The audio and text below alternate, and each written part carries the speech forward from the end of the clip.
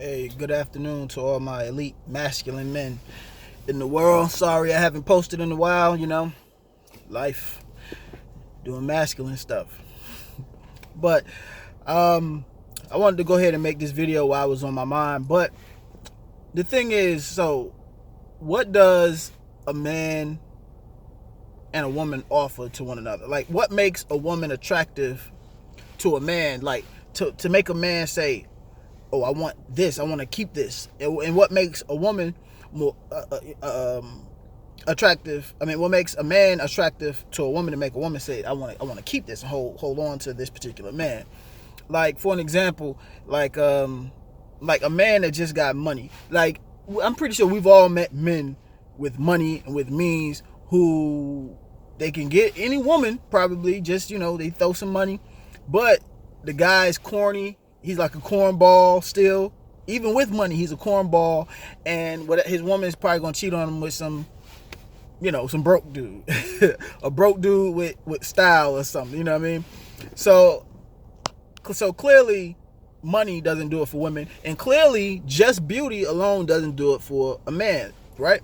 So, and I'm not here to get into what a woman wants. What a woman wants in a man, because that's for women to decipher. But so we're here. We're talking about women. We're talking about the relationships. Like what's attractive for a woman, to a man, for a woman. So beauty, of course, no brainer, right? So what's that other thing? What do a woman have to do? She needs to be warm and loving. That's one. And I know that's kind of vague and that's very subjective. But the other thing, which is the main thing, is she needs to have his mind. She needs to be his second self. Like, she needs to be able to handle his business and handle his shit, or at least to some capacity, when he's not around, as if he would himself. That's the benefit of having a woman. Like, this is my woman. That's the benefit of having that. She has my mind. So now that I've said that, women who have the minds of the many men that they've dated before. Like, I understand maybe your father, of course, because your father, as a woman, your father is going to school you. You're going to have your father's mind to a degree. But the first man to make a big impression on a woman is usually a man that she's dated relatively young in her life. A lot of times it happens in high school, somewhere in college. They meet a man, and that man shows them, kind of like breaks them into life and show them about how to pay, how to, about just all the bare essentials of life. And this is the path or the template that she uses from the rest of her life. In most cases, you have to get them early enough, like in the early 20s.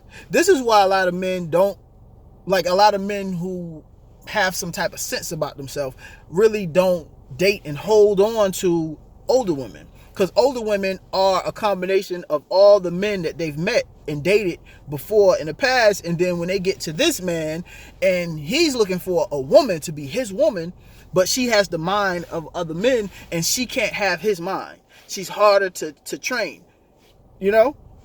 So they get dismissed. A lot of them, that's why a lot of times, they have sex with these older women, but they won't settle down. In order to get, most cases, the vast majority of cases, you have to get a young enough woman who hasn't had that one guy yet. Because the thing about women that have had that one guy who's came and put them up on game in the bare essentials of life, at any given time, she's always going to run back to him. Like, we all seen the movie Casino. Robert De Niro, he had all the money in the world. He wanted that particular beautiful woman. I want that woman. She would just do best for me on my arm and everything. But she had some little bum guy from her past that her mind was attached to. All women have that.